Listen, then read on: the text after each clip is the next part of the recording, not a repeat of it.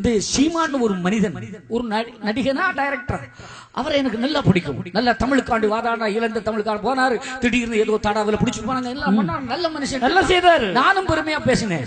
3 நாளைக்கு முன்னால பேஸ்புக்ல வருது, அதுல காவிகளுக்கு சமர்ப்பணம்னு போட்டு வந்துச்சு. என்ன ஒண்ணு பார்க்க, அவர் எந்தோ ஒரு மேடையில பேசுறார், ஒரு அரங்கத்துக்குள்ள. அந்த அரங்கத்துக்குள்ள பேசும்போதுதான் நினைச்சு, சீமான் அல்ல, மானங்கட்டவன் வந்தான். உண்மையிலேயே எனக்கு வேதனையாக போய்விட்டது. அவன் பேசுகிறான், என்னடா உலகத்துல நான் வேணா காட்டுறையா, இப்ப போட்டு காட்டுறதுக்கு தயாரா இருக்கேன். ஆமா, என்னடா உலகத்துல இப்படி ஒரு சாமியா? அப்ப நான் என்ன சாமின்னு பாக்குறேன். அவன் பேசுறான், அது ஒரு சாமியா? அவ குளிக்க போறாளாம், அவதான் உலக லோகமாதான் ஆயிட்டே. ஆமா, அவ குளிக்கணும்னா உடனே ஒரு பெரிய அரங்கத்தை வச்சு குளிக்கலாமே.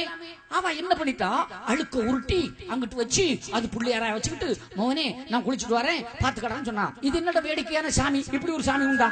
அந்த சாமி குளிக்குதான். அதுக்கடையில அங்க இருந்து ஒருத்தன் வாரான், பாண்டப்பைய. அவன் சொல்லுதான், பாண்டப்பையன்னு சொன்னது யாரு தெரியுமா? என் அப்பன் சுடலையை கட்டி காக்கும் ஈசன் சிவபெருமானை சொல்லுகிறான். ஐயா, கிடைத்தால் போதுமாடா, இனி நீ எந்த வேலைக்கு போனாலும் உனக்கு எதிரியாக சிவச்சந்திரன் வருவாரா? உணர்ந்தவல்லான் இறைவனை பேதனவே பேசியவன் எவன் ஊறுப்பட்டதாக சரித்திரம் கிடையாது. அவன் பேசுகிறான். ஒரு பாண்டியன் வந்தான், ஓடி வாராராம்.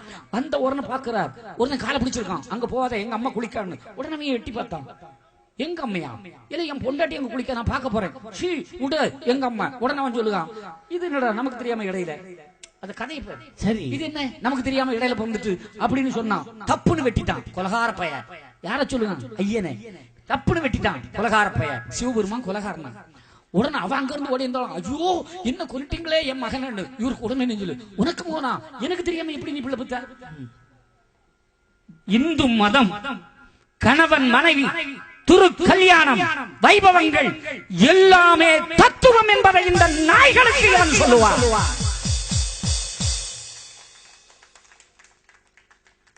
அவன் சொல்றான், ஐயா எங்க ஊர்ல எங்க அக்கா தங்கச்சி, எங்க மாமி மருமவ, எங்க மதினிமாரு எல்லாரும் குளிச்ச போனா சோப்பு இல்லாட்டம் செங்கல் இல்ல ஓட்டாங்கண்ணிய வச்சாவது தேய்ச்சி எடுத்து சுத்தமா குளிச்சுட்டு வருவா. ஆனா இவா ஒரு புள்ளியார் செய்யக்கு அழுக்கு உருட்டினாலாம். புள்ளன்னா 3 கிலோ, அதிலும் புள்ளியார்னா 6 கிலோ. 6 கிலோ அழுக்க உடம்புல இருந்து உருட்டி வச்சான்னா இவ ஒரு பாண்டச்சிருக்கிங்கிறான். என் தாய் பார்வதியை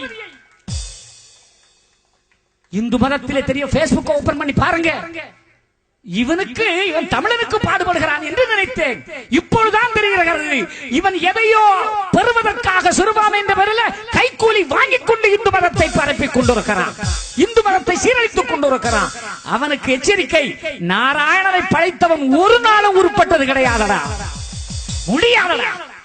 ஆமா, யாரவே குடல் தோண்டி சாமியடா, உலம் காக்க நான் வருவேன்.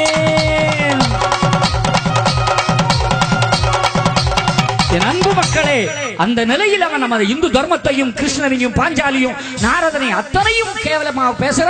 அங்கு ஒரு கூட்டம் கைத்தட்டு சிரிக்கிறது. அது பேஸ்புக்ல வந்திருக்கிறது. இப்படி இந்த அரசியல் தமிழ்நாட்டுக்கு மட்டும் அது என்னடா தலையெழுத்து?